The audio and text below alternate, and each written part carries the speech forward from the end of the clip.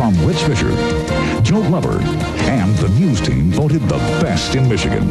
This is TV2 Eyewitness News at 11. TV2 has learned that a major international story has ties to suburban Detroit.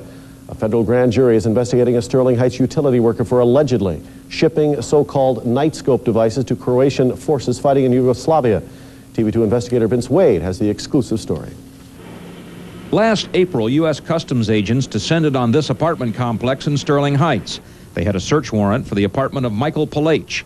They were seeking shipping invoices and other evidence that Palaich bought, then shipped sophisticated night vision devices to Croatian forces in Yugoslavia.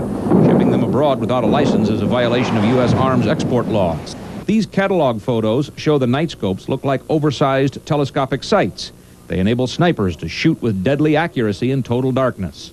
This TV2 surveillance video was shot on a dimly lit street with the aid of a so-called nightscope lens.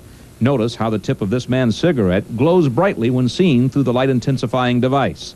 U.S. Customs investigators have confirmed their investigation, but they refuse to elaborate. Richard Lustig, Palaich's attorney, won't comment on the case. However, TV2 has learned a number of the nightscopes found their way to Croatian forces in Yugoslavia.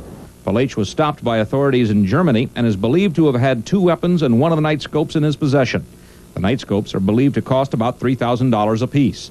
At Target Sports, a major gun dealership in Royal Oak, manager Wayne Knowles says the scopes are strictly for military use. I know that they're extremely expensive. I know the military spends thousands of dollars on them, and I would have no idea what they would sell on the open market or on the black market at all. I have no idea.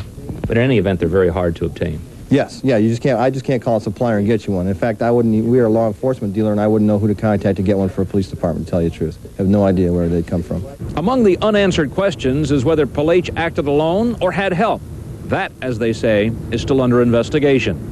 At federal court in downtown Detroit, Vince Wade, TV2 Eyewitness News.